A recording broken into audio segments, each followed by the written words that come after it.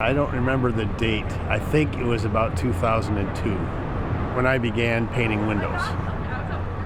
And I did it for a lot of years alone, and then slowly more and more demand built up, more and more people needed to be satisfied. I had to find people to help me work. And then I did that till, well, I think Mary started working with me about 5 years ago. So she took over the business, and now I get to act as just a minion, which I prefer.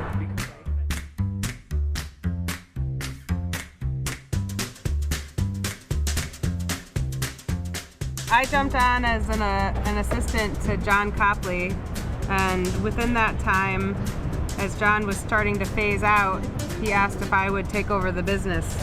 So we've since grown the business from 33 businesses when I started with John to 125 last year. This is kind of a typical day where we're all super bundled. We've got hand warmers in our gloves. We're downtown in the State Street Area Association. Right now we've got a crew of 6 people, which is an awesome day for us because we can really spread out the creative love and knock out some of these businesses.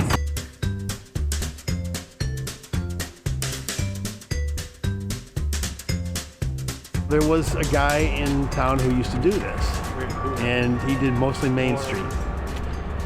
And then one year I noticed that they weren't painting the windows, and I was delivering some work to Jim Hart down at Seifried Jewelers. And I asked him, because I knew he was involved in the downtown, I said, what happened to the guy that was painting the windows? I always thought that was a really neat thing to do. And he said, well, he died. I said, would you like to do it? And I said, okay. So I had no idea what to do or how to do it. I just said fine and just started doing it. And I've been doing it now for it's my 16th year. Connor O'Neill's was always fun. Comet Coffee is always great. He always has extremely creative ideas. And he's one of the person that gives you the idea of what he wants. This year I think it's Reindeer in Space or something like that. We do the reindeers every year for them, and every time they're in some kind of crazy scenario. So this time, since it's Comet Coffee, they went to the comets to produce the Comet Coffee, and as you can see, there's a planet Earth. But in this window, there's some kind of a fuel leak, and these guys are losing the wrench. They need to fix it up. So there's a impending doom coming, and they're providing energy for the dome area where the coffee is being grown, and this guy's kind of daydreaming about going home, bringing back all that delicious Comet coffee. Reindeer in Space, that's what this is. There's a learning curve to learning to paint on glass. You need to work at it a little bit.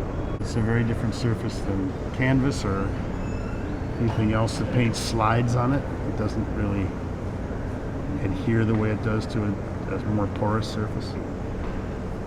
Double coating is really a problem sometimes because the new coat will pick up the old coat. So sometimes that's a problem. You have to make sure you let it dry enough. And it's tricky when you're painting on glass and it's wintertime and it's cold, and I've had situations where the paint doesn't dry, it freezes on the glass. And then if the next day is 40 degrees and raining, your paint just comes right off the window. So that's not good. We don't like that. That's what we call one of your bad scenarios.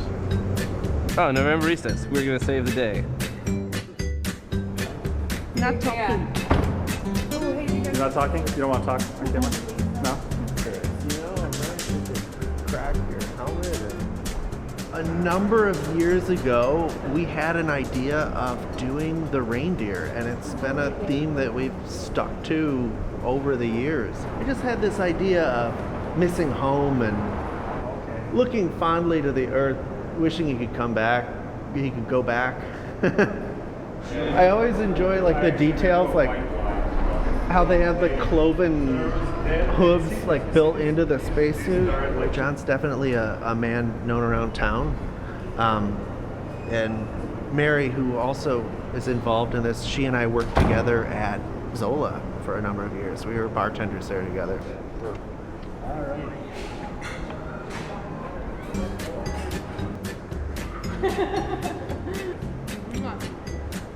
Whoa, this is getting racy. Here I am. I'm looking right at you.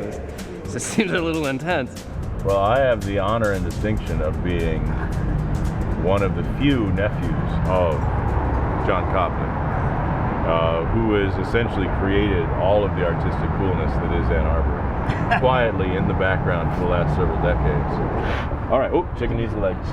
One person, I forget who, inside this fine establishment, for some reason on a whim said, just no chickens, no chickens.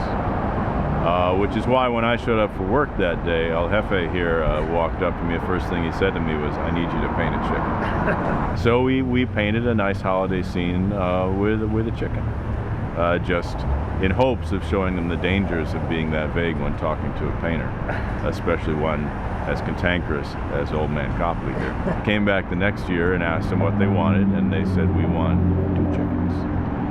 And ever since then, every year, we add another chicken. We're currently up to 7 chickens. I'm thinking at some point soon it might just be all chickens all the way up. Just chickens all the way down. The people who work here are still clearly on the fence about the chickens. They haven't asked us to stop, but I'm not sure they understand.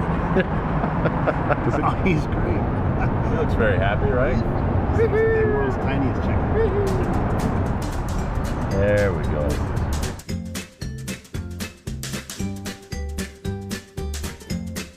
So the businesses that sign up definitely are participating in a bigger network of decorating and spreading joy and art and creativity through the holidays. You can really do a tour of the city and look for all the little hand-painted windows. Don't paint on my paint.